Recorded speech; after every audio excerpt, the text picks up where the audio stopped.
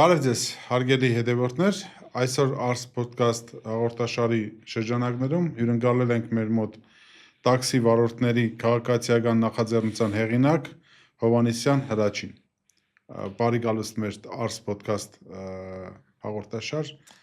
Բարև ձեզ, ողջունում եմ ձեր այս նախաձեռնությունը, քանի որ այն քչերից եք, ովքեր արձագանքել են մեր խնդիրներին, հույս ունեմ, որ այս 1 ժամվա մեր հարց ու պատասխան ֆորմատում կբարձրաձայնվեն մի շարք անտեսված խնդիրներ եւ կմեկնարկի այդ խնդիրների լուծման շրջան։ Ես Հրաչ ջան, որովհետեւ ես արդեն հարցերը սկսեմ տալ, ես պետքա մեր հետևորդներին ասեմ, որ տաքսի ոլորտի հարցերը այնքան շատ են, հարգելիներս, որ բոլորը այս 1 ժամվա ընթացքում անդրադառնալ հնարավոր չի լինի։ Մենք կփորձենք ամենակարևորները ինչ որ դուրս գրենք։ Իսկ եթե կլինեն հարցեր, որ դուք կուզենաք, որովհետեւ այդ հարցերը նույնպես խոսացվի մեր տաղավարում եւ տաղավարից դուրս բարձրաձայնվի, կոմենտարիաներում անպայման գրեք այդ տաքսիստների հետ կապված թե օգտվելու, թե աշխատելու կապակցությամբ եւ կանդրադառնանք անպայման։ Հրաչ ջան, եթե վերցնենք ամենակարևոր խնդիրները, 3-ը կարեք նշեք, որոնք անհապաղ պետք է հենց օր առաջ լուծում ստանա։ Անհապաղ լուծման ենթակա խնդիրներից մեկը նախ եւ առաջ, ասած մի քիչ ամփոփ ասեմ, այդ գլխավոր խնդիրը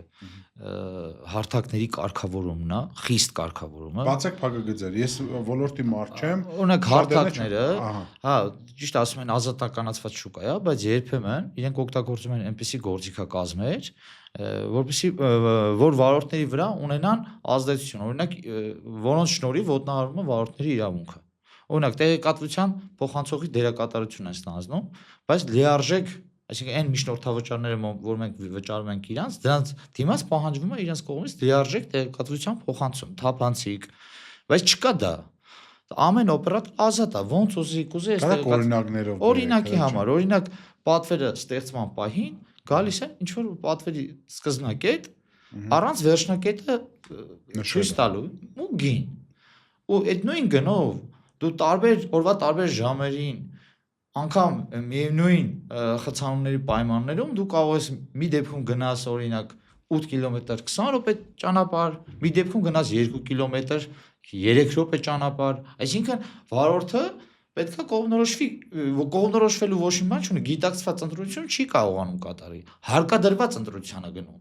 Այսինքն եթե ինքը չվերցնի, դրան հետևյալ ցուցանիշներով վարորդներին պատին դեմ տալու մեխանիզմը, այսինքն եթե չվերցնի բալային համակարգի մասին, հա, ինչ որ ցուցանիշներ է, որը ես ոչ մի կերպ արդարացված չեմ համարում, որովհետեւ պատկերացրեք, եթե ավանդական նախկինում մեր ավանդական տաքսի հետ համեմատենք, եթե վարորդ ու պատվիրատու բանակցությունը չէր ստացվում, այսինքն վարորդը չէր տեղափոխում օրինակ X վերջնակետ, ուղղակի այդ տվյալ պատվիրատուն դիմում էր մեկ այլ առաջարկ ներկայացնողի, չէ՞։ Այսինքն այստեղ այդ ցուցանիշներով պայմանավորված զրկել հարթակից օգտվելու հնարավորությունից ես նորմալ չեմ համարում, որովհետև այլ ցուցանիշներն են ավելի կարևոր, միգուցե այդ պահին այդ վարորդի վերջին պատվերն է պետք կատարել, միգուցե ինքը պատրաստ չի այդ 40 րոպեանոց պատվերը կատարել, որովհետև արդեն 8 ժամ եւ ավել աշխատել է։ Կամ լիցքավորված չէ մեքենան։ Կամ լիցքավորված չէ, այսինքն այստեղ պետք է որոշակի իրավունքներ հաշվի առնել եւ այդ ընտրությունը չէ որ բանով օրենքով նախատեսված է որ պետքա պատվիրատուի վարորդի համաձայնությամբ դա լինի։ Դուք փորձել եք հենց այս հարցը օպերատորին տալ։ Իհարկե մենք այդ հարցը միշտ ենք բարձրաձայնել, այս թուղթը sense ինչ որ սևագիր թուղթ է, sense Yandex-ում 24 թվականի փետրվարի 12-ին մեր առաջարկներն ա եղել ու քննարկել ենք։ Այդ թվում նաև այդ վերջնակետի հարցերը ու մի շարք այլ հարցեր, մի մասի նկատմամբ եղել է որ իրանք պատրաստական են, բայց մինչև այսօր դեռ չեն լուծել։ Անդրադառնամ մոտ մի տարի անցել է, իրանք դեռ 2 տարի։ Հա, 2 տարի։ 24-ի փետրվար ասած։ Հա, փետրվարի 12-ին թվականի 2 տարի մնացել է, ու չեք գնացել, ասեք եղբայր, ես մենք բան ենք պայմանավորվել։ Սան հաջորդել է երկրորդ հանդիպումը, որտեղ իրենք այս խնդիրների մոտ 20-30%-ին դրական են արձագանքել, այսինքն պատրաստակամություն, որ կլուծվեն այդ խնդիրները։ եւ հետագայում մյուսները կդիտարկվեն։ Ու մենք պայմանավորվել ենք հետագա բարբերական հանդիպումների շարք սկսելու մասին, որ պետք է իրանք ողջամիտ ժամկետներում այստեղ բան ինչ բարբերականությամբ է հնարավոր հանդիպումների շարք մեկնարկելու։ Այդտեղ ավարտվել է թելը, կտրվել է, փակվել է Yandex-ի գրասենյակը, Yandex-ի հետ կապված։ Ու չի եղել ոչ։ Այդ հարցը էլի գրասենյակը փակվեց։ Դուք ո՞նց եք կարողանում ձեր հարցերը առօրյա ասենք ո՞նց կարա գրասենյակ չունենա նման հարգատու կազմակերպություն, այդքան մարդ 50,000 եւ ավելի ոնց որ դուք նշեցիք, մարդիկ են գրանցված ու աշխատում։ Գրանցվածները շատ են, 100,000 եւ ավել։ Փաստացի միջինում 50,000 եւ ավել ոնց է մարդը օրինակ խնդիր է ունենում օրվա ընթացքում, ինքը ոնց է այդ խնդիրին լուծում տալիս։ Ես եթե գնահատական որպես հնչեցնեմ, անպատասխանատու ձևով։ Թե կա զանգերի աջակցություն, կա գրավոր աջակցություն։ Գրավոր աջակցությունը իրականությունից կտրված մի աշխարհ է, այսինքն ուղղակի չեմ ուզում դրա վրա ժամանակ ծախսեմ, օրինակ։ Չէ, ծախսեք, իմ համար շատ հետաքրքիր է, որ մարդիկ հասկանան։ Ահա դու խնդիրդ գրես, ինքը պատասխանի լրիվ այլ ոճով, այսինքն մարդկային գործոն չկան, դեղ ավտոմատացված։ Դու պետք է մտածես գրելաձևը, ինչ գրելաձևով գրեմ, որ իմ ասածը ճիշտ հասկանան։ Ոչ թե իրանք պետք է մտածեն, պատկերացրիցիք, չէ՞։ Ոչ թե իրանք պետք է մտածեն, որ ինչ ալգորիթմներ մշակեն, որ վարորդին ճիշտ աջակցություն ցուցաբերել, այլ վարորդը պետք է մտածի գրելաձևի ընտրության կլուչեվի բանալի գրելաձևեր, որոնց միջոցով ինչ որ ժամանակավոր պրոմոկոդեր ես բանանում, ինքը փորձում ես մնայես sense որ գրես, այս պրոմոկոդը կստանաս եւ այլն, այս խնդիրը կլուծվի, բայց դա խապկանք է, դա ժամանակավոր կիրառության հնարավորություն է, որով լրացնում է եւ արժեցնում է։ Հրաչ ջան, երկրորդ խնդիրը կարաս նշես ամենակարևորներից։ Ամենակարևորից երկրորդ խնդիրը դե նշեցի ամենակարևորը խիստ կարգավորումն է, ու այդ կարգավորման համար մի քիչ լրացում անեմ առաջի կետը, իմ կարծիքով պետք է ստեղծվի աշխատանքային խումբ, որովհետեւ միայն դա վստահել կամ չասեմ վստահել, լավ, միայն դա տրանսպորտի վարչության քաղաքականությամբ չի լինի ամփոփել։ Այնտեղ պետք է մարդու իրավունքների պաշտպան, որտեղ նշեցի իրավունքների ոտնահարման հարցեր կան, մրցակցության հանձնաժողովից անձինք են պետք, ՊԵԿ-ից անձինք են պետք, մենք ավտոապարողագրողների բյուրոյի հետ կապված խնդիրներ ունենք, այսինքն այդ կանոնակարգումը պետք է ավելի, եթե անում ենք, լավ անենք, եթե չէ, այնքան որ անունը դնենք կանոնակարգում, մեկ գերատեսչություն զբաղվի դրանով հաշվի չառնի մյուս խնդիրները, կլինի կիսատ եւ ողջ ամբողջական։ Երկրորդ ամենակարևոր խնդիրը ես համարում եմ միշտորդավճարները։ Այդ կոնտեքստում առանձնացնելով, որովհետեւ միշտորդավճարը ինչ ինքը տոկոսային շահ է։ Ոնց հասկացա ինքը պարբերական ամեն տարի ավելացել էր քիչ, այսօր ասել է 30 եւ պլյուս։ Այսօր ֆիքսվածը 16.5 է, ես մենակ Yandex-ին ասեմ, պլյուս տաքսոպարկ, պլյուս турքեր, հասնում եմ։ Այստեղ ստոպ, Հրաչ ջան։ Տաքսոպարկ։ Ես շատ դեպքերում ընկերներ ունեմ ու բարեկամներ ունեմ, ովքեր աշխատում են։ Հարցնում եմ, ինչպես է ստացվում, դուք ոնց եք գնում, ինչ ընդհանրակարգով եք գրանցվում։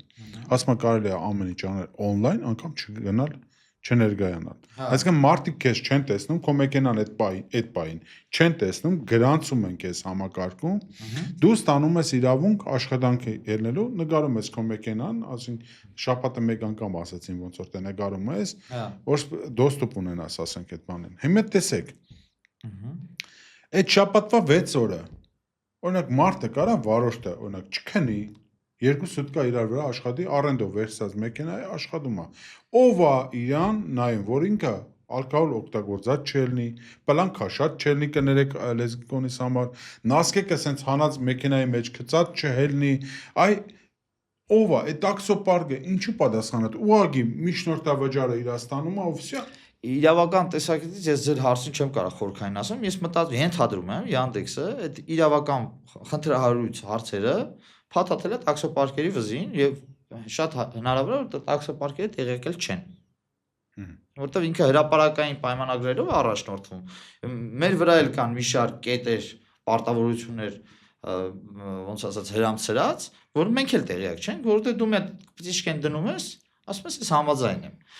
Ենթադրում եմ այդ խնդիրները Yandex-ը ինքը իրան ձերբազատել է այդ խնդիրներից, դրա համար ստեղծել է տաքսոպարկ հասկացողություն։ Ինչ է անում տաքսոպարկը։ Տաքսոպարկը առաջին հերթին գրանցումը։ Ենթադրում եմ նաև front office-ի ֆունկցիային, որ մենք նշեցինք, որ գրասենյակ չունի Yandex-ը, վստահված է տաքսոպարկերին, այսինքն որ վարորդը գնա, օրինակ իր խնդիրները դիմի տաքսոպարկին եւ լուծի։ Բայց միևնույն ժամանակ տաքսոպարկերը եւս չունեն այն լիազորությունները, որ կարողանան այդ վարորդին օգնել։ Ինչա իրանց գործունեության իմաստը։ Սպասարկումը, գրանցում, սպասարկում։ Բայց ո՞նց է սպասարկում, եմ ուզում։ Մարդը դուրս է գալիս իր տանից, ինքը այդ օրը չի նկարելու մեքենան, որ մենակ պարտադիր է նկարվելն է։ Իրան չի նկարում, իրանից բանը ոնց որ ասած հոտ չեն քաշում, ինքը 3 խմելա չի խմել, հելնում ով ոնց ուզնա որ ժամին ուզնա, այսինքն բարդակ շատ անգամ կան, բարդակ վիճակը։ Այդ մասով հա ես չգիտեմ, չեմ տիրապետում ինչ պատասխանատվություն ունի տաքսոպարկը, ես կհետաքրքրեմ։ Այդ միջնորդավճարի այդ ավելացումը հենց այդ տաքսոպարկերի դուք կարայիք պրամոյ ասենք գրանցվեիք այդ նույն Yandex-ում, թող մի 10 աշխատող ավել վերցնեին, նստացնեին ընդ, բայց այդ ձեր 16%-ն էր, դուք չեք գտնում որ տաքսոպարկերը բեռ են ձեր համար։ Ես մտածում եմ տաքսոպարկերին պետքա ավելի շատ լիազորություններ ընձեռել։ Եկեք եմ այդ ասում։ Քանի որ ես տեսնում եմ Yandex-ի գործունեության մեջ, այդ տեղաջակցության գործունեության մեջ անորակ տեղաջակցություն, թե գրավոր, թե զանգ,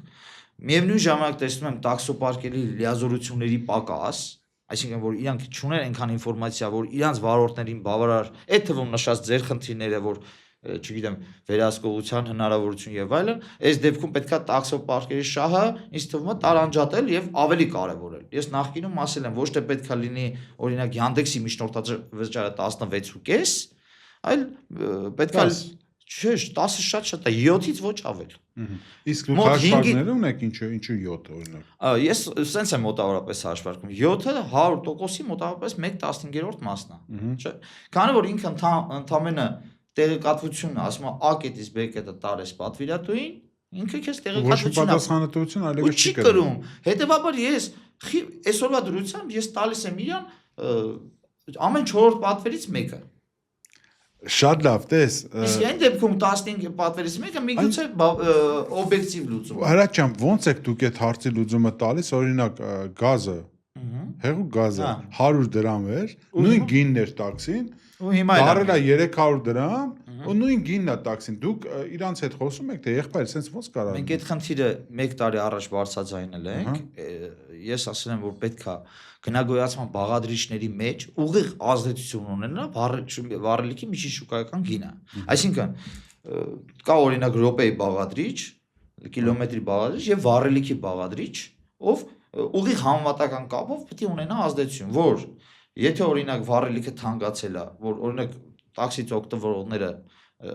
չեն նկատում այդ թանկացումը, պետքա իրանց հավելվածում երևա, որ օրինակ եւս 200 դրամ ավելացել է վառելիքի թանկացման պայմանավորված, որ այդ թանկացումը չկապեն, որ վարորդը միլիոն աշխատեց։ Այսօր շատ են խոսում, օրվա մեջ մի հատ պատվեր կարող գերարժևորված լինի, հա, պատվիրատուների համար։ Հրաչ ջան, այդ նույն վարորդներն են հելնում ասում, ախպեր օրը ես 50,000-ից տղա եմ։ Ինձ են ասել։ Էդ էլ ասեմ, որ եթե տենց հելնում ասում են ես 50,000-ից տղա եմ, թող բերեն, ես ունեմ 4 տարվա ես այդ նույն վարորդին կարամ ցույց տամ, որ ինքը 4 տարվա մեջ այնքան հասույթ չի, հասույթ եմ խոսում, եկամուտ չէ, հասույթ չի ապահովել, որքան ես։ Բայց միևնույն ժամանակ կարող եմ ապացուցել իմ ծախսերով, որ միջին եկամտաբերությունը ամսական 200-ից 250,000։ Այդ 50,000 ստացող 1.5 միլիոն այդ ո՞նց է ինքը մաքուր փող աշխատում։ Այդ մի օր խոսքի գնացել է Դիլիջան, հենց ստացվեց այդ մարդ ասաց սպասի ինձ հետ տալ, այդ մի օրը տարվա մեջ 50,000 դրամ աշխատել է, ասում է խոսքի 50,000 եկամուտ է ստանում։ Չէ, 7 տարի այս աշխատանքի մեջ եմ, ես անգիր գիտեմ այս ոլորտի եկամտաբերությունը։ Okay։ Թե ծախսերով, թե հասույթներով։ Հիմա մի քիչ մտնենք այն դաշտ, որտեղ կա հարաբերություններ կլիենտի, այսինքն պատվիրատուի եւ վարորդի մեջ։ Տեսեք, շատ դեպքերում եղել է դեպքեր, որ ես իմացել եմ նորից, համացանցում եմ լսել, մարդիկ ասել եմ, երբ որ չեն վճարել, իջել են ու գնացել են։ Ոչ թե ասել են հեսա կբերենք կտանք, ոչ թե իջել չունեմ փող, հա չունեմ փող գնում, այդ դեպքում ինչ անպայման պետք է ոստիկանություն կանչես, որ այդ հարաբերությունները բարձես դատարաններով, ամիսներով շարունակ, այդ ասենք 2000 դրամի համար, թե Yandex Taxi-ին բա ինչու պատասխանատու։ Ահա, ես նախկինում երբ որ վարորդների նույնականացման գործընթաց է սկսվում անձնագրերով բանով, ես ասում եի Yandex-ը ծանոթության ենթակա գործունեություն է, ոչ թե տաքսի ծառայություն մատուցող ընկերություն։ Ծանոթության ենթակա գործունեության համար եւ վարորդը եւ պատվիրատուն հավասար դաշտում են։ Իրանք երկուսն էլ սպառող են։ Մի դեպքում վարորդը կատարող սպառող է, մի դեպքում պատվիրատուն օգտվող սպառող է։ Հիմա ինքը վարորդից պահանջում է նույնականացում, սելֆի, նկար, բայց պատվիրատուից չի պահանջում։ Ես հիմա ամենակարևոր հարցերից մեկը այդ թվում նաև ձեր նշած խնդրի լուծման եւ այլ պահանջում է նույնականացում պահանջել բոլոր պատվիրատուներից։ Հակառակ դեպքում չտալ պատվիրելու հնարավորություն։ Դա անվտանգությունից է։ Եվ անվտանգությունից եւ պատասխանատվության մակարդակը կբարձրանա։ Այսինքն եթե տվյալ պատվիրատուն իմանա, որ իմ բանը երևում է, որ ես ով եմ, իմ անունը ինչ է, իմ նկարը, ես ոնց ինձ sense բան թույլ տամ։ Կամ միգուցե ուրիշի էջով է պատվիրել, պատասխանատվություն կդրսևորի ուրիշի էջի նկատմամբ։ Չէ՞։ Այսինքն լուծումը ձեր նշած հարցերի մի որոշ մասը թե չի լուծում։ Լուծումը։ Ահա։ Տեսեք, ես համացանցում 3-4 օր առաջ մի հատ տեսանյութ եմ տեսել, ճիշտ ասած համ ծիծաղում է, համ այնքան է մեղկացել այդ վարորդին։ Երբ որ Ֆրանսիայի այդ դեսպանատան մոտ եւ Իտալիայի դեսպանատան մոտ այդ խաշմերուգին, ասում է նայեք, որտեղ է նշված կեդը, հենց Ֆրանսիայի դեսպանատան դիմաց, որտեղ չի կար այդ մարդը կան ընդհանրապես։ Կլիենտը չկա ու ինքը երրորդ կռուգն է վրում սենց։ Ահա։ Հիմա տեսեք, այդ մարդը ադբոյ արեց իր բալերից են հանում։ Մի հատ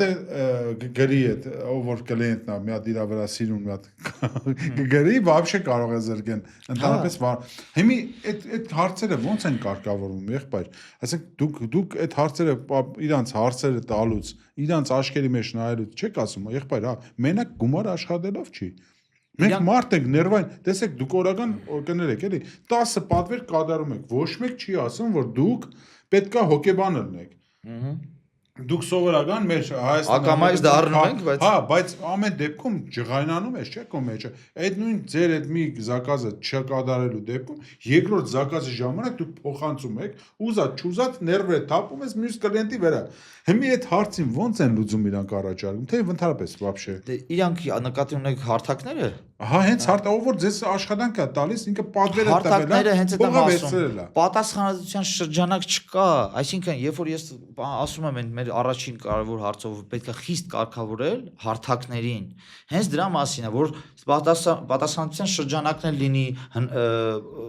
իրանց կիրառած ֆունկցիոնալ հնարավորությունների սահմանափակում լինի, այսինքն որ ինքը չդնի վարորդի վրա, ասի գիտես ինչ, եթե դու պատվերը վերցել ես մի կետից, դու պետք է պարտադիր այդ կետում 10 րոպե սպասես, նոր չեղարկելու հնարավորություն ունենաս։ Այ հենց այդ խնդիրն է, այդ 10 րոպե սպասել չեղարկելու հնարավորություն ձեռք բերելու համար բերում է վարորդի մեջ տագնապի։ Իսկ եթե վարորդը իմանար սխալ տեղա նշել պատվեր, մոտի կասներ, դու ջետ բայն հատմենականներ, պատճառը կնշել պատվերելը սխալ արգելված վայրում ու վերջ։ Այսինքն չերել մոտենա ժամանակ չեր ծախսի, բայց սահմանափակելը հարթակը Այսինքն տվել է զակազը, ուզես չուզես դու պետքա վեկալես, թե չգնես կախված որ փուլում։ Եթե օրինակ վերևի փուլում ես, կարող է մի 2 հատ պատվեր կարողանաս չեղարկես, 2 պատվեր չեղարկելուց հետո եթե երրորդն էլ չեղարկես, դու արդեն բեկետը չես տեսնի կլասիկ պայմաններում, դասական պայմաններում։ Իսկ եթե կամ մի հատ էլ ֆունկցիա բան արել, ավելացրել, որ եթե նշում ես ռայոններ, ինչ որ X քանակի, դու տեսնում ես բեկետը, այսինքն վաճառում է բեկետը քո վրա։ Այսինքն հերիք չի մա դու միջնորդավճար ես տալի։ Մի հատ էլ իմ շրջանը ու ամենավատը նրանն է, որ մենք նոյեմբերի 11-ին մրցակցության պաշտպանության հանձնաժողովում ներկայացրած մեր առաջարկների փաթեթը, խնդիրների բանը, մենք նշել էինք, որ մեկ վարքան այդ կետը գտնեմ։ Հա, իրանք ոնց որ թե դեմ չեն, որ իմ շրջանը ֆունկցիան այդ ձևաչափով գործեցվա նորմալ է, շատ եկամուտ ես տալի, ուրեմն պետք է քեզ պատվերը։ Ասում որ դուք օբյեկտիվությունը տենում եք շատ եկամուտ։ Սա Հայաստանի Հանրապետության պետական մրցակցության պաշտպանության հանձնաժողովը, հեսի եղել է մոտ ամիս ու կես առաջ։ Ես կարամ կարդամ ինչ կետեր ենք մենք ներկայացրել, կարդամ շատ չի։ Խնդրեմ, եթե ուզում եք։ Այս սրանից առաջ եղավ զերչային համակարգը, որ մենք պահանջում ենք, որ դի վարորդի հաշվին չլինի։ Կստացի շատ հետաքրքիր Լուծվել է այդ հարցը։ Լուծվել է, այլ վարորդի։ Վարորդի հաշվին չի, բայց դրա այդ խնդիրների լուծումը բերել է այլ Այսինքն ինչ է, խնդիրների։ մի րոպե, ժողովուրդ ջան, բոլոր դե օգտվում եք տաքսիներից, այն մարդիկ ովքեր օգտվում են, որ ձեզ առաջարկում են ինչ որ մի հատ բան վերցնել, բաժանորդագրվել փաթեթ վերցնել, որտեղ փաթեթի շրջանակներ դուք 1 ամսվա ընթացքում կստանաք ինչ որ զեղչեր։ Այդ զեղչերը ձեզ Yandex-ը չէր տվել իր հաշվին, ինքը տվել էր այս մարդկանց հաշվին։ Այս մարդիկ, ասենք, այդ արժեր 1500 դրամ, դարձել է 1300 դրամ կամ 1200 դրամ։ Իրանց գրբանի խփերով ձեզ է մի հատ էլ վաճառել է, այսինքն 6-ից 8 տարի շարունակ։ Հա, վաճառել է, համ ընդերից է եկամուտ ստացել, համ էլ իրանց հաշվին այդ եկամուտը ստացել, որովհետեւ դուք հասկանաք, այդ հարցին լուծում տրվել է։ Այդ հարցին լուծում տրվեց, բայց 10% զեղչը, որ վերցրեց իր վրա, ընդհանրապես տևեց մի 5-6 օր։ 5-6 օր հետո ինքը 10% զեղչը սարքեց 5% cashback, այսինքն քանի որ իր հաշվին է չի կա զեղչանի, cashback անում միավորներ է կուտակում եւ կլորացման ցուցիչը չօգտագործեց, այսինքն եթե այն ժամանակ, քանի որ վարորդի վրա էր 60 դրամ զեղչի պարագայում կլորացնում էր դեպի վերև 100 դրամ էր զեղչում, որտեղ վարորդի հաշվին է կլորացնում էր դեպի վերև։ Հիմա այս դեպքում իր հաշվին է, ինքը չի կլորացնում։ Հենց 60 դրամը 60 դրամ էլ կուտակվում է որպես միավոր եւ այն ժամանակ եւ կանխիկի եւ անկանխիկի դեպքում գործում են։ Հիմա մենակ գործում է անկանխիկի դեպքում, այսինքն ինքը մաքսիմալ զտեց տոկոսը կրճատեց, զեղչը սարքեց cashback, կանխիկը հանեց ու դրա հետ մեկտեղ բարձրացրեց վարորդների միջնորդավաճառը բարձրասակագներում 1.6%,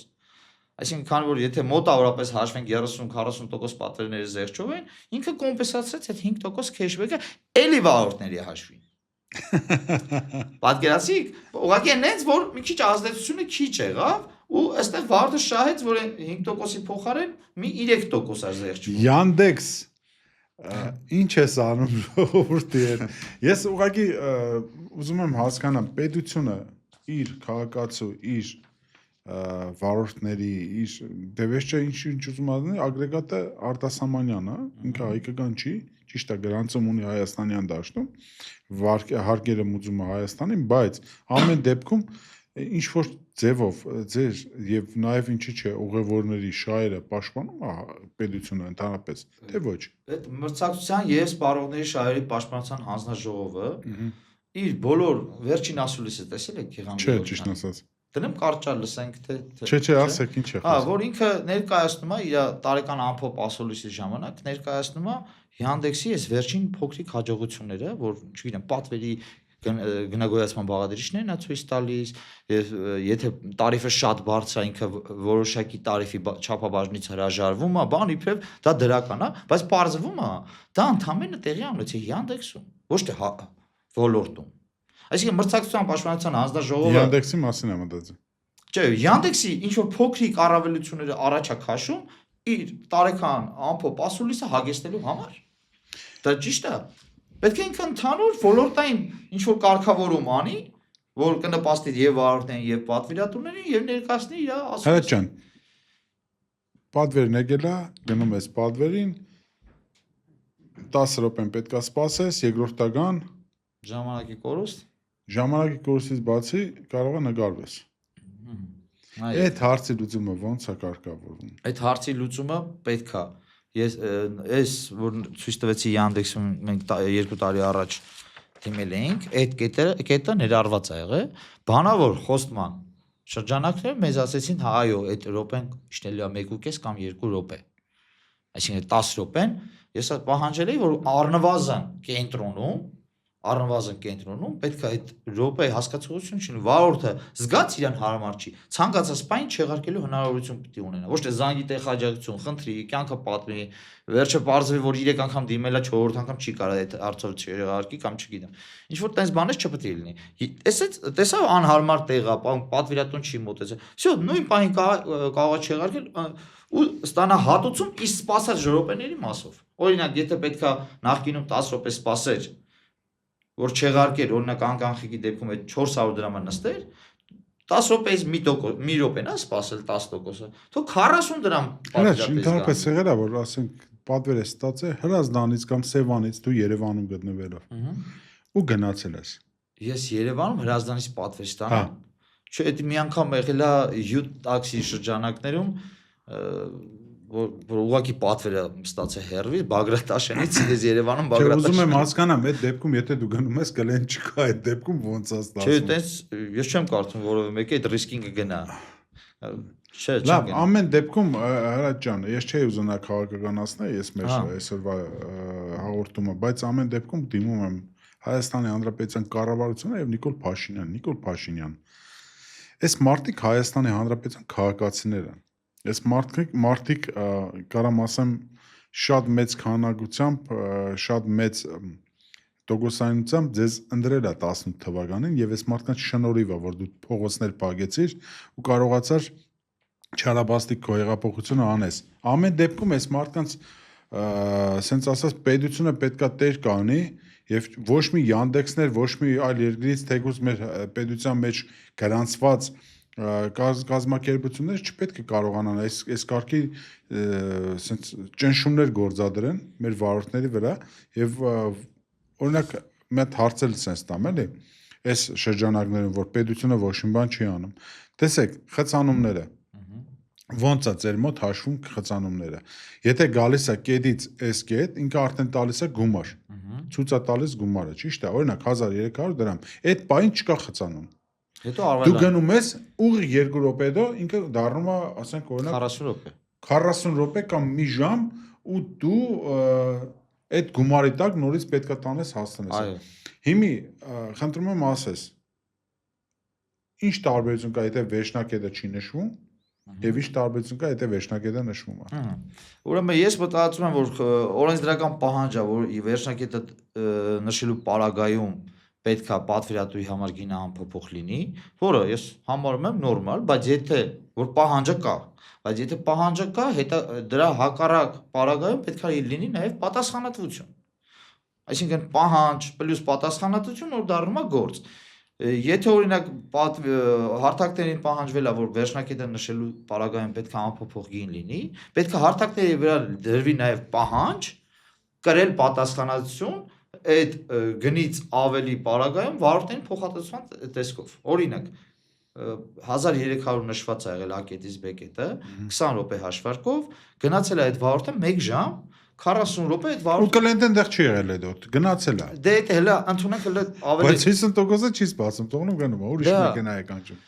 Դու պետքա կոմպենսացնի վարորդին, պետքա պետությունը նաև պահանջի վարորդների շահերի պաշտպանության տեսակետից։ Չէ՞ որ ի սկզբանե պահանջում ասում է, եթե պատվիրատու նշում է A-կետից B-կետը, պետք է գինը ֆիքսես, այս արդարացի պահանջ է, ես պատվիրատուի շահը եւս կարևորում եմ, որովհետեւ պատվիրատուն ի սկզբանե հենց այդքան գումար ունի, ինքը չի կարա հատ անգամ 100 դրամ ավել վճարի։ Եթե ֆիքսել ես, ուրեմն բարի եղիր ապահովել այդ գինը։ Միևնույն ժամանակ պետքա երկրորդ պահանջը լինի տարբերության չափով, եթե տարբերությունը 10% շեղումից ավել է կամ 5% շեղումից ավել է, պետքա միշտորդավճարի փոխհատուցումը լինի։ Պատկերացրեցիք, օրինակ 40 րոպե ավել է գնացել, մոտ 1000 դրամ ավել պետքա կազմեր այդ 1300-ը պետքա 2300։ Թող 1000 դրամ նստի այդ վարորդի բալանսին, հաջորդ 2-3 պատվերների համար միշտորդավճար չտա, այդ հարցը կկոմպենսացվի։ Չենք ասում կանխիկ գումար գցի քարտին, ասում ենք Եվ այդ հարցը գլուց, այսինքն արդար այդ առաջարկը արել եք դուք արդեն։ Այո, ես միշտ ենք այդ առաջարկը։ Չկա, ես ասում եմ պետքա պատասխանատվության շրջանակ։ Բացի այս կազմակերպ հիմնարկությունից, որ պետությունն է ներկայացնում, որովհետեւ մի պատգամավորի եղել է Հայկ Սարգսյանի հետ հանդիպում, էլի այտենց 1.5 տարի առաջ։ 1.5 տարի առաջ երևի Նայիրի Սարգսյանի եւ Հայկ Սարգսյանի հետ հանդիպում։ Եղբայրներին։ Հա։ Այն որ պատրաստակամություն զգացել ենք, որ ուզում են օգտանց լինեն, անգամ Հայկ Սարգսյանը մի հատ օրենսդրական նախաձեռնություններ մշակել ուղղված հանրային ծառայությունների կարգավորող հանձնաժողովին, որ միջնորդավճարների վերին շեմ սահմանվի եւ այլն եւ այլն։ Բայց հետո այդ գործընթացը թե որ փուլում չգնաց լսումների։ Տես թեթև ինչ որ Հայկ Սարգսյան Մարդիկ ուզում են իմանան որ պայից սկսած դուք սկսեցիք չհետաքրքրվել այլևս այդ բարդ Իր խնդիրները։ բարի կամքը եղել այդ խնդիրը առաջ տանելու։ Չէ, տեսեք, մի բան է, երբ որ դու Ֆիքսել եմ, բարի հա։ կամքը դրսևորում ես եւ մինչեւ վերջ չես տանում, Այդ համաձայն։ այնու ավելի լավ է չդրսևորես այդ բարի կամքը։ Համաձայն եմ, ամեն դեպքում ես կուզենայի նույն բարի կամքով հանդես գային ընդդիմադիր ուժերի падգամավորներ եւ փորձեին այս մեր խնդիրներին ուղղված օրենսդրական նախաձեռնություններով հանդես գային։ Շատ լավ, տաքսի վարորդների քաղաքացիական նախաձեռնություն, դուք ՀԿ չեք։ Չէ, Ուղղակի նախաձեռնություն։ Իսկ նպատակներ ունեք ՀԿ։ Այո, նպատակներ ունենք, ես կարող եմ հեսա սկսենք սրույց նախաձեռնություն, մի հատ թողեմ ձեզ մոտ կամ կարդամ նպատակները եւս գրված է։ Սկսենք նորից։ Այսինքն զրոյացնում եք Սկզբից եղել է սկսենք զրոյից նախաձեռնություն, ի սկզբանե եղել է ոչ Yandex-ի Թալանին նախաձեռնություն։ Մեր ամենաառաջին ես կնայեմ անպայման, բայց Հրաչ ջան,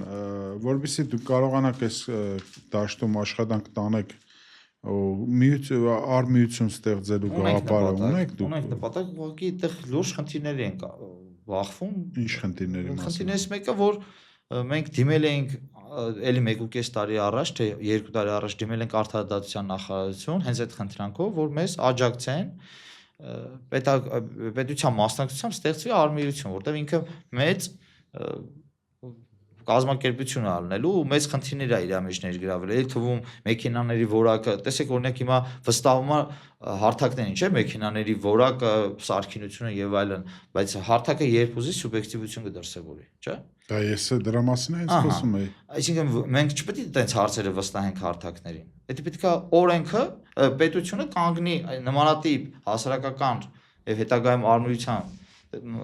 կազմակերպությունների կողքին ու ստեղծվի ավելի արդար, օբյեկտիվ, նույնը կա այնտեղ պատվերների բաշխման սուբյեկտիվ համակարգություններից առաջ երևի լուծում ստանան դիմեք մի հատ։ Դե պետքա անգամ այսքան բան որ մենք արել ենք, Արսեն ջան, ես ուզում եմ անկեղծ լինեմ ու շատերը ովքեր մեզ հետևում են մեր կողքին են, գիտեն որ մենք կամ չենք աշխատել, կտրվել են գործից, ասենք ամեն միացնես փաստաթուղթ կամ մի հատ նպատակների ցանկ մշակելը մեր վրա օրեր է նստել։ Հրաչ ջան, դուք անձամբ այս խնդիրները որ նշում եք, ըստ ձեզ բոլոր վարորդներին է վերաբերվում, բոլորը առնչվում են այս խնդիրների հետ, թե կան վարորդներ, որոնք ասենք նորմալ են նայում այս խնդրին, ասում են հա դե հերանիզած։ Նորմալը հարաբերական է։ Մարդկա մտածում է ինքը մի ամիս, երկու ամիս հետո այս ոլորտում էլ չի աշխատելու, հանդուրժում է ուղղակի, բնականաբար նորմալ չի նայում։ Ուղղակի հաշվի առնում ստատիստիկ պատմական վիճակը, որ ինչ հարցով դիմել ենք, sense լղոզել են, անցել են առաջ, երևակայի մեր նախաձեռնությունը հենց տարբերվում է դրանում, որ չի հանդուրժում, չի համակերպվում եւ պատրաստ է հաջորդական քայլեր։ Բայց ես մասնակցեցի ձեր կողմից հրավիրված բոյկոտին, որ մեքենաները հավաքվել են։ Ճիշտ ասած ես զարմացած եմ, որ քանակությունը շատ քիչ էր, դա մեկ։ Երկրորդը իմ կարծիքով Yandex-ը պատրաստ էր ձեզ զոհաբերել։ Հա։ Ասել դե գնա ինչ ուզում ես արա, դու քանի որ դու հավաքում ես ընդամենը 30 մեքենա, իսկ ձեր կողմից նշված 50,000-ից գոնե 10,000 այդ օր աշխատում են Երևանում։ Ինչու՞մն է խնդիրը։ Իսկ թվում է այդպես հասարակական խնդիրների շուրջ, ասենց այս համախմբումը այդքան հեշտ բան չի։ Հա, բայց հեշտի մասին չի խոսքը։ Տեսեք, դուք տարբեր փուլերում տարբեր լոկալ թիմեր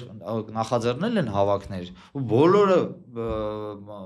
ապարդյուն են եղել։ Ինչու, եղբայր, դու իր գրբանի համար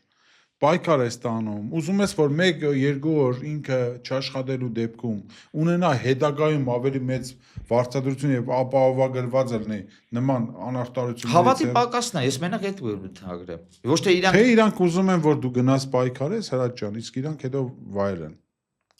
Միգուցե նաեւ այդ էլ կա, որտեվ լսել եմ մեկ դեպքերը, որ վարորդները ինչ որ X շատ փոքր շրջանակներ ասել են այսօր հավաք կհելնենք տարիֆ ալնելու քշենք։ Հա, այսինքն դուք որ չեք։ Այսինքն, հա, ոնց որ տարիֆը բարձր է։ Իրանց աշխատանքի ժամանակը փորձում են տեղավորեն այն ժամերին, որ ժամերին մենք հավաքենք նախատես։ Որը որ ցավալի է իհարկե, եթե կան տեն շրջանակներ, հուսով եմ քիչ են, շատ քիչ են։ Այսինքն դուք հիմի փորձում եք այլևս այդ ճանապարհով չգնալ։ Մենք հիմա հավաքների ֆորմատը ժամանակավորապես դադարեցրել ենք, ուզում ենք մեկնարկնել լայվ ֆորմատ, բացատրեմ ինչու։ Քանի որ լայվ ֆորմատը ավելի կոմֆորտ է, այսինքն եւ ավելի տարածական, հա։ Մենք կարանք կոչ անենք ոչ թե այսինչ ժամից այսինչ ժամը դուք եկեք կոնկրետ տեղ, մենք կարանք կոչ անենք այսինչ ժամից այսինչ ժամը եկեք խնդիրները քննարկենք հարթակով։ Մոտավորապես ինչքան է ձեր կողմնակիցների քանակը, մոտավորապես։ Ես կարող եմ երկու edge ունեմ, կարող եմ որպես հստակ թիվ նշել մեր վերջին edge-ի, հետո որտերի քանատ կա 3412 400 եկեք հանենք, որովհետև կարող լինեն այլ շահագրգիռ կողմեր, տաքսոպարկեր կամ չգիտեմ Yandex-ի գրասենյակից անձին, մոտ 3000-ը Կարանք ասենք այն ուժերը, որոնք կառաջարկեն ձեզ լուծումներ, Պրямо այսպես թղթի վրա, կասեն այ որ մենք իշխանություն ունենք, ձեր լուծումը էսա է լինելու։ Այդ 3000 հոգին էլ հենց կգնան իրենց ձայնը կտան։ Մենակ առաջարկով ինձ թվում է չէ։ Չէ, երբ որ դուք Եթե լինի գործողություններ, օրինակ օրենսդական, մինչև ես չեմ ուզում, հենց հիմա ուզում եմ կոչ անեմ մեր անդիմադիր падգամավորներին, ինչպես նաև իշխանական։ Եթե դուք պետք է խոստումով ձայներ օրինակ տանեք, ապա դա արդյունավետ չի լինելու։ Արդյունավետը հենց հիմա է, որ հենց հիմա դուք գնաք օրենսդական նախաձեռնությունների ճանապարհով։ Հիմիկվանից թող մեկնարկեն։ Քարոզ Արշավին զուգահեռ, որը մենք աշխատանք տեսնենք եւ գնահատենք աշխատանքը։ Տեսնենք որ փուլում ինչն է խոչընդոտում։ Իշխանական падգամավորի նախաձեռնությանը խոչընդոտում անդիմադիրը, թե չգիտեմ, տնտեսվարողը, թե եւ հակառակը։ Այսինքն դա կլինի, չէ՞, որ որոշակի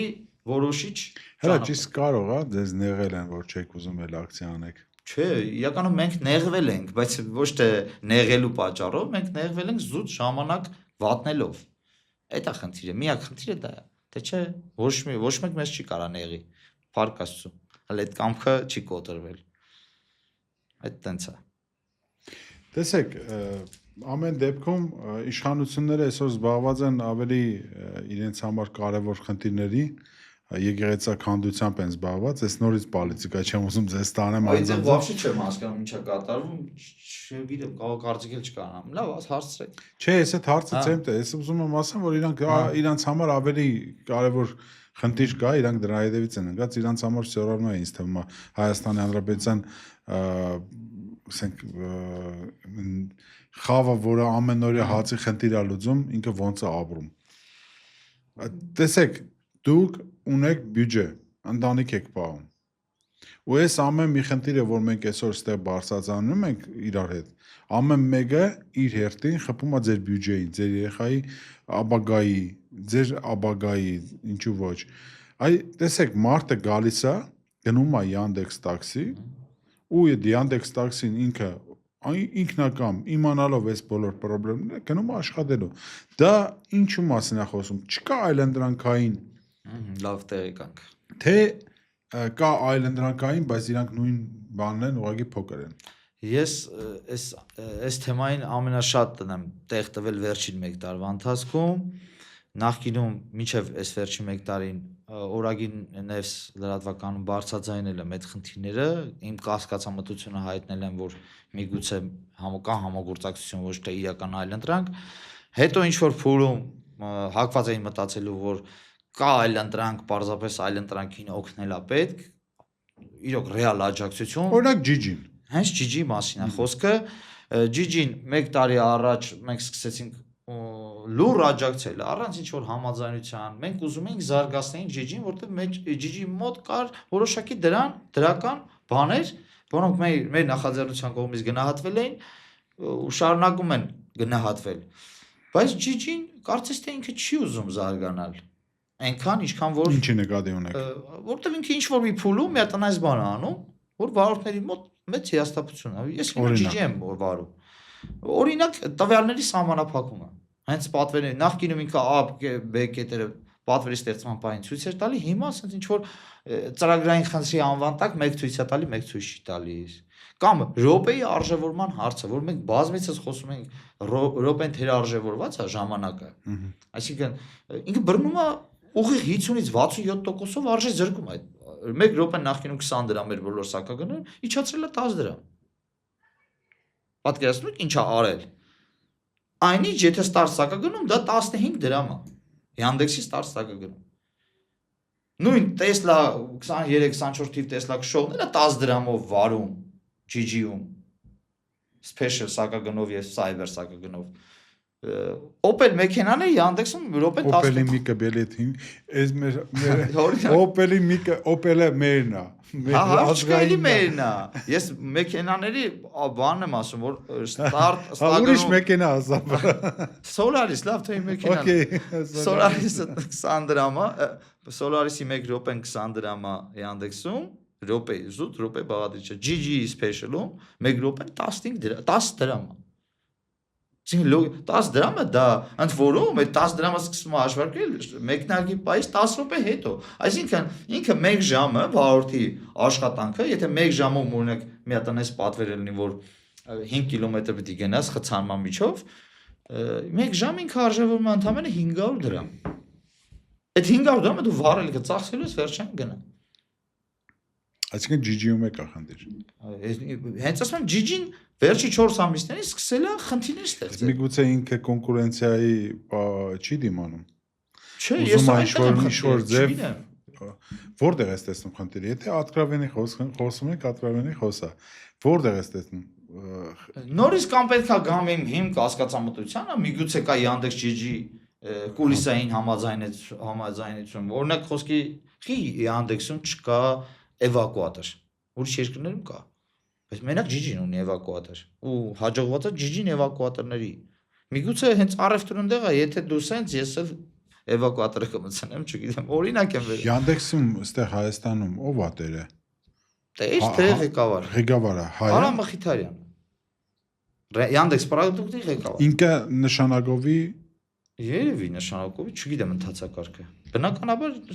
տես GG-ն գիտեմ որ հայ է Հա ինքը հայկական կազմակերպությունը այդ դիրքերից է հանդես էր գալիս մից որպես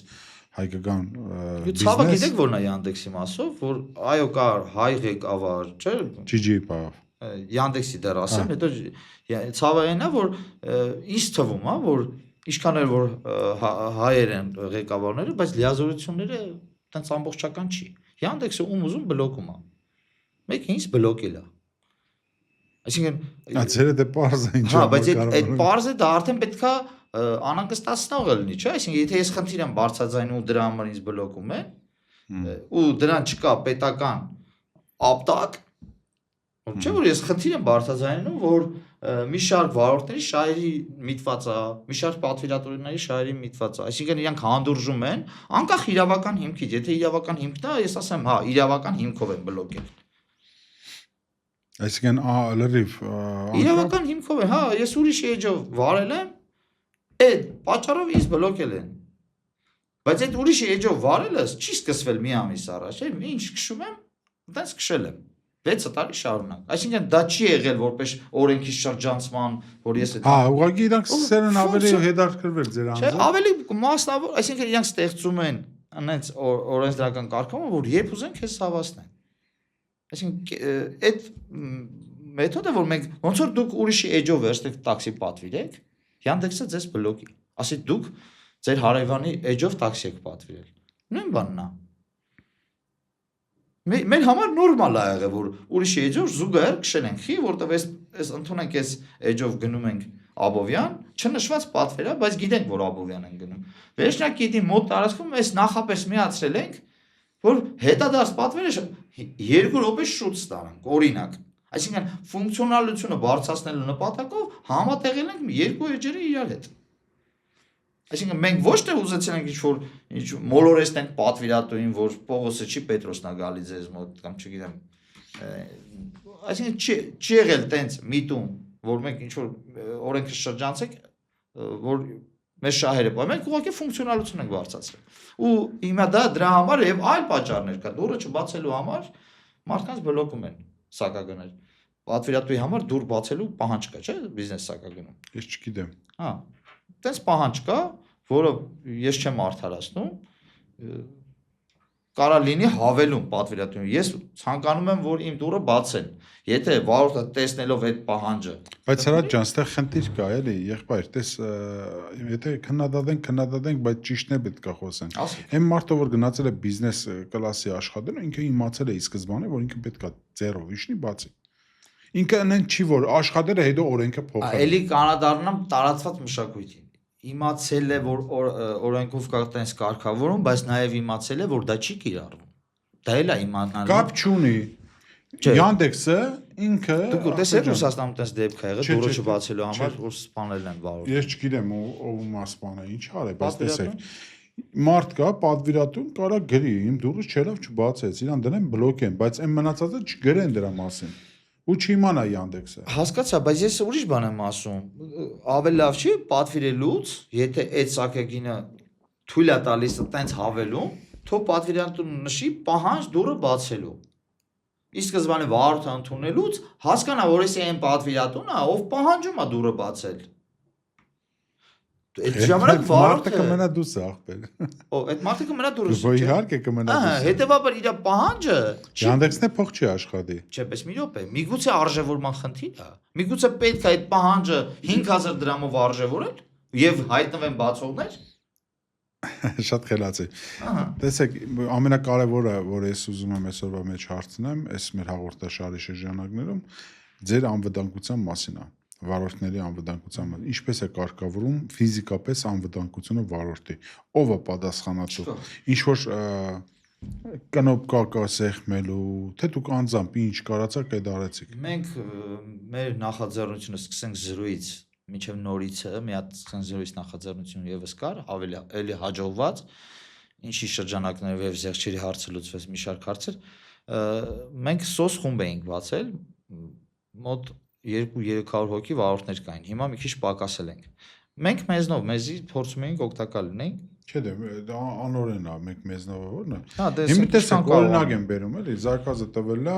վարորդը գնացել է, վերջնակետը չիմանալով նստում է, ասում է մի հատ խուլ եշադգեն որ գյուղ է, որ ճանապարհին էլ, ասենք, լույսը չկա։ Մեր Հայաստանի պարագայում դա շատ ընդունված բան է։ Ու դու ասում ես չեմ գնում։ Ինքը ասում է դու իրավունք չունես չգնալու։ Բայց դու իրականում ունես այդ իրավունքը չգնալու։ Պատճառաբաներով տարբեր բաներ։ Հա։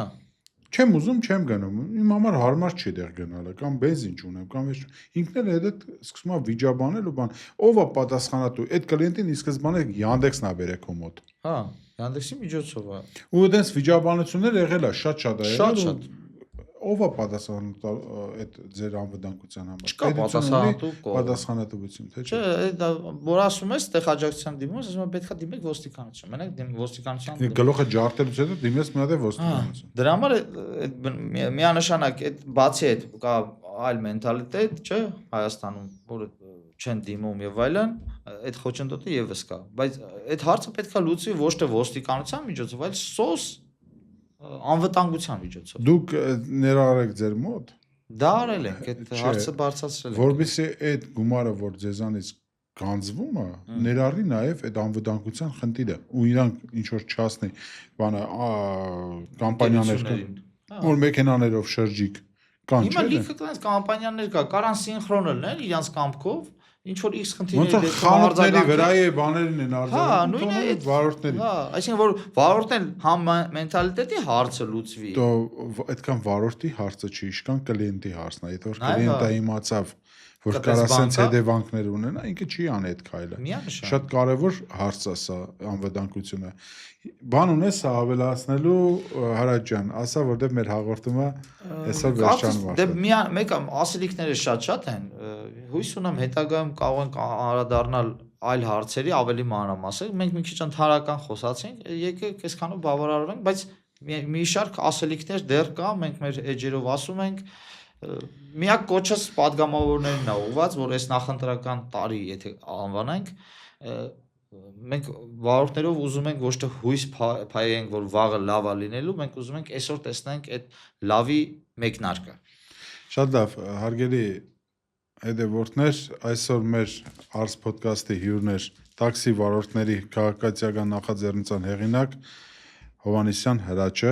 ես կարամ իմ կողմից ասեմ շնորհակալություն եւ կարամ ասեմ այս հարթակում դուք միշտ կունենաք տեղ վարորդների խնդիրը միշտ իմ աչքի առաջ է, ես միշտ հետևում եմ ինչպիսի նախաձեռնություններ կան, ինչպիսի ընթացքներ կան այդ ամեն ինչի, հարթակ ունեք, այսուհետ իմացեք, որ յուրաքանչյուր բան բացի այս հաղորդումից կարաք նաև իմ լայվերին գաք, եթե հրատապ ինչ որ հարց կա, կարանք հրատապ լայվերել անենք։ Այս ձեր խնդիրը մենք չենք թողնի օդի մեջ։ Հարգելի վարորդներ, դուք մենակ չեք։ Ես շատ շնորհակալ եմ ձեր նախաձեռնության համար եւ ձեր բարի կամքի դրսևորման համար։ Շնորհակալություն։